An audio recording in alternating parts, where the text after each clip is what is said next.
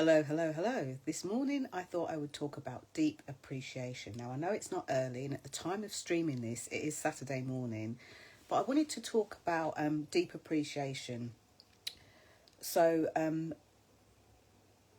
guess just to give some context maybe around this, what it is and why it's important. You know, a lot of people talk about gratitude, and over the years I think it's important to continue having this conversation because over the years, depending on where people are in their own kind of self-reflection or personal development journey, or just kind of living the life and discovering who they are, purpose, or whatever you would refer to it to, people have often challenged the gratitude piece. Initially, I've heard a lot of people say that the word gratitude doesn't sit well with them. The most common reasons given are things like the prospect or the thought of feeling grateful feels like they're coming cap in hand and thank you, thank you, thank you, and it feels very submissive to them. And by the way, none of this is right, wrong, good or bad. Other people have said that it puts them in a place where they kind of feel unhappy with where they're at, if that makes sense. Those are a couple of the things I've heard. I've heard a lot of things over the years. So I've called this deep appreciation because of something that happened in the last few hours, which is why I'm still kind of lounging out in bed, kind of being naughtily working from my phone and just doing a few bits and pieces. Why does this matter? Why is this so important? What is deep appreciation all about? This can mean so many different things for so many different people. So it's important for you to have it mean something for you. Now that sounds a really kind of simplistic thing to say.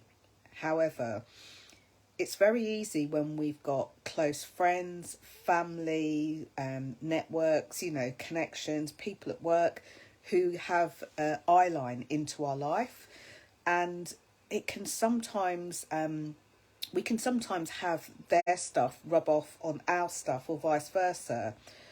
It's a bit that crosses the line between that and expectation. So if we feel like somebody around us or close to us expects us to do a certain thing or be a certain thing or act a certain thing, and they don't, it can lead to disappointments or feelings of disappointments. But also, before that even happens, sometimes we can take on other people's stuff as our own just because we're in close proximity to them, and that's okay too.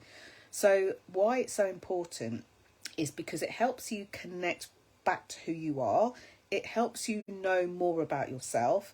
And, having hit that 5th decade last year, the one thing that I know for sure is that every day is definitely a school day when it comes to learning more about yourself. Sometimes things surprise you. Sometimes the way we act surprises us. And I think having some sort of deep appreciation for everything really helps. So what I'm going to just quickly share today on this live, which is now day 366, I believe, although I think I've put the hashtag wrong, so I'll change that. What I want to share today is it's almost like the importance of being able to delve in deeply from wherever you are, because it's easy to be grateful when something is like amazing, brilliant, exciting, new, fresh, inspiring or motivating. But the real work is in digging in deeper when it's not. What happens when everything feels like it's going wrong? What happens when, you're living through tough times? What happens if you get a diagnosis of something? What happens if things aren't working out your way? If you don't feel like you're being accepted? If things are going like harshly at work? If you think your boss doesn't like you? What do we do in those moments where we just want to put our head into a pillow and scream, So here's a little story of deep gratitude that I have. So this week, somebody contacted me. They're on their travels. They're going to be... in fact, I'm going to put this on my YouTube video, so I'm not going to give too much personal detail, but they're going to be away. And they needed to be able to connect with certain people in a very specific way. So they sent me the details, asked me to make the connection there. And when I tried, I needed to get something verified. And it's interesting because you probably, as I said that, you saw my eyes go like that. That wasn't an eye roll, that was me thinking. And I'm thinking back to that moment. I was like, who on earth can I get to help me with this? So I started off by just kind of acting quickly, just like, okay, let me just try and get this done. Tried to get it done, couldn't get it done. Tried to get it done again, couldn't get it done. It's a bit like, when you're waiting for a lift, you press the button and you can see the lift's coming, but instead of waiting, what do?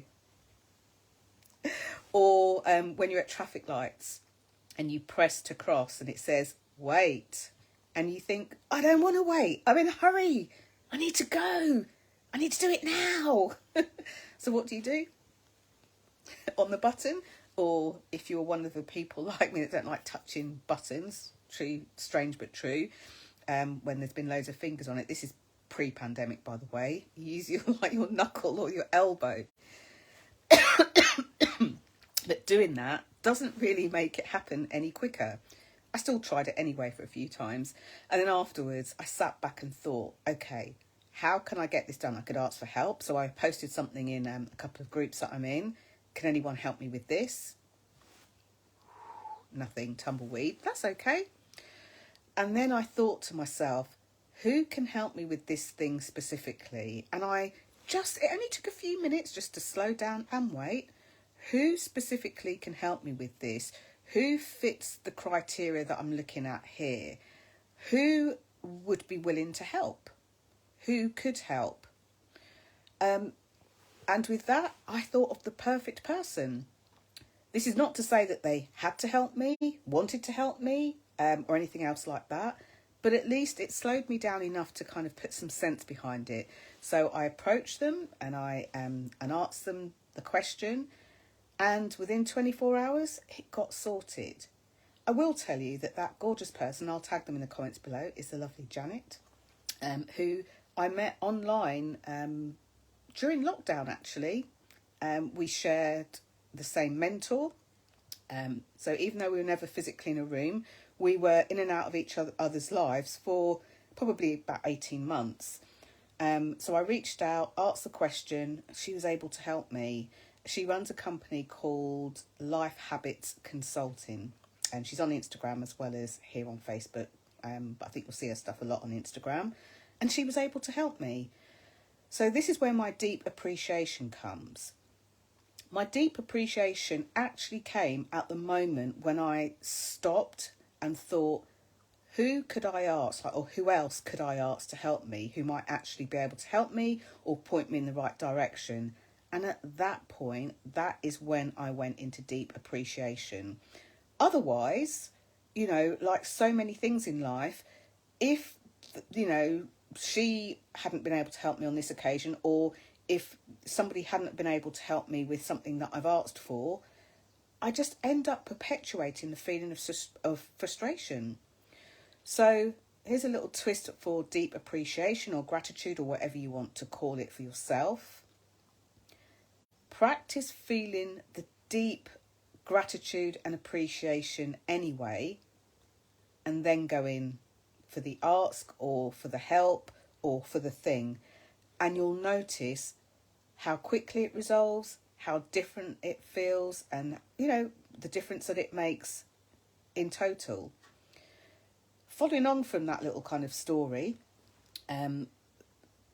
some of the other things that I've noticed about deep appreciation and gratitude is sometimes we have to, let me speak for myself here. Sometimes I have to feel really upset or bad about something before I kick into these modes. Not all the time, but just sometimes. So whenever I'm feeling down or bad, I think practically, yes, what can I do or not do that's going to help? But actually, what would serve me best now? And I was reflecting this morning because I've been in a writing room and I've been kind of journaling and doing some writing and things like that. I was reflecting how one of the things, and I remember this, I had a conversation, very, very lucky. Again, this was a deep gratitude moment. lucky enough to have a conversation with Wayne Dyer many years ago, obviously before he passed. And he always said, when we're feeling this way, the best thing we can do is to go and help other people. You know, whether it's going to a soup kitchen, whether it's just helping somebody else that needs something from a place of not expecting anything in return, that kind of kickstarts the deep gratitude piece as well. So give it a go and try it. And if you're thinking, Jenny, I don't know, this is a situation, it's really bad, I don't know what you mean, and you don't want to post it in the comments below here, I appreciate that. Just send me a message.